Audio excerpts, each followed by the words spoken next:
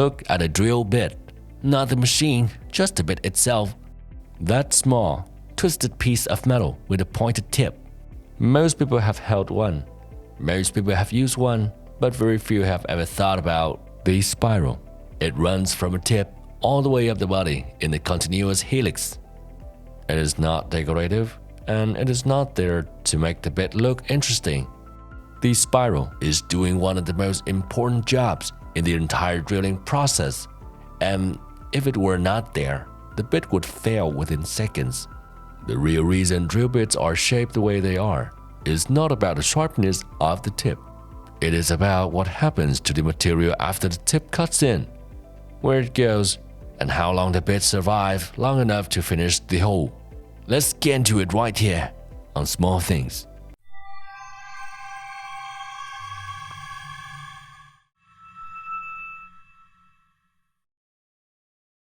Two parts, one system.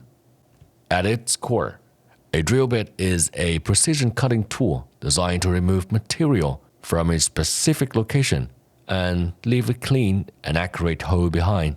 The body is typically made from high-speed steel, copper alloy, or tungsten carbide, materials chosen not just for their hardness, but for the ability to stay hard at elevated temperature. Drilling always generates heat, and a cutting edge that's softened under high heat stops cutting. Two things determine the performance of any bit: the geometry of the tip, which controls how it enters the material, and the spiral groove along the body, which determines whether drilling can continue at all. Without a tip, nothing cuts. Without a spiral, the cut material has nowhere to go. Before the spiral, the hole stopped. It did not begin with steel. It began with a need to make holes and the slow discovery that making holes is harder than it looks. The earliest drilling tools were pointed sticks and stones, rotated by hand, or with a bow to bore through wood or soft rock. Roman craftsmen used metal awls and simple pointed iron bits. Medieval woodworkers developed flat bits and spoon bit shape to cut and guide some debris out of the hole as they worked. But all of these tools shared a fundamental limitation. They could not drill quickly or deeply without the hole packing with cut material and grinding to a halt. The deeper the hole, the worse the problem became. The twist drill bit, the spiral fluted design found in virtually every toolbox today, was not invented until 1861, when an American engineer named Stephen Morse patented for a method producing a helical groove along a cylindrical metal rod. Morse's insight was not simply that the bit should cut. It was that bit should simultaneously remove what it had just cut continuously. While drilling progressed, the spiral groove acted like a built-in conveyor, carrying broken chips of material up and out of the hole. While the tip kept cutting at the bottom, the hole could clear itself now as it deepened. The design proved so effective that it has remained fundamentally unchanged for over 160 years. The materials have evolved from plain carbon steel to high-speed steel to cobalt alloys and tungsten carbide. Coatings improved. Manufacturing precision increased enormously. Tip geometry expanded for different materials and applications. But the helical groove that Morse placed on his original bit is still the defining feature of the most widely produced cutting tool on Earth. The Industrial Revolution provided both the urgent need and the manufacturing capability for drill bits at scale. Machine tools, firearms, steam engines, and structural metalworks all require holes drilled precisely and repeatedly at a volume that hand tools could never sustain. Standardized twist drill bits enable manufacturing to scale rapidly and reliably. By the late 19th century, they were being produced in defined sizes used interchangeably across industry and national borders. A simple, repeatable tool that solved a universal problem craftsmen had struggled with since the earliest use of tool. The problem that made the spiral necessary. So what exactly happens inside a hole when a drill bit is working, and why does the spiral matter so much? The tip enters first. The angle at which its cutting edges meet determines how the bit starts. A steep angle suits hard materials like metal, where the bit must press firmly without skating sideways across the surface. A shallow angle with a sharp central point suits wood, where clean entry and precise positioning matter more than maximum cutting pressure. But the moment cutting begins, a problem immediately appears. The cut material like wood fibers, metal shavings, masonry dust, they has to go somewhere.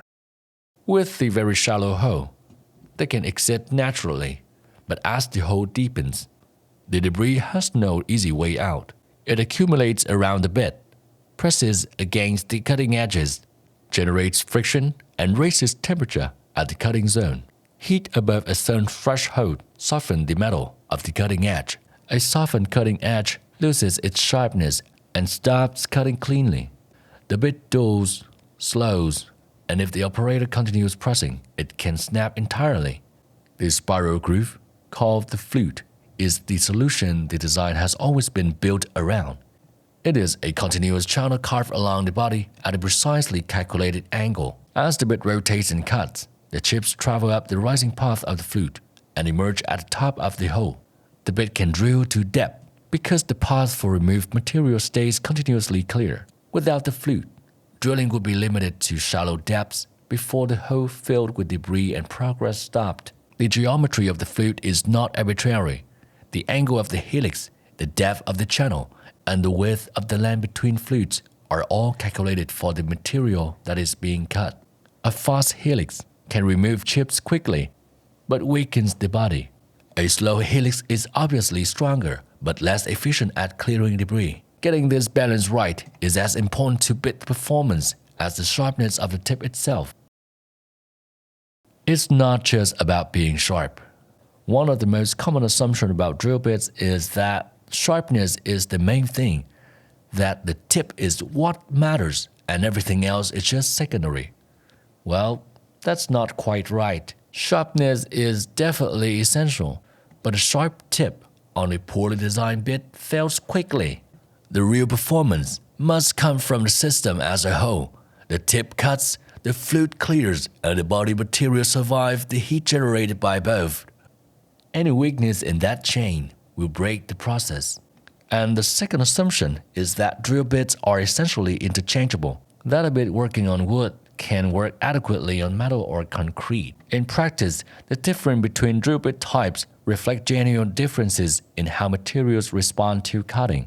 Wood fibers tear rather than shear, so wood bits are designed with sharp central point to locate precisely, and cutting edges angled to slide cleanly through grain.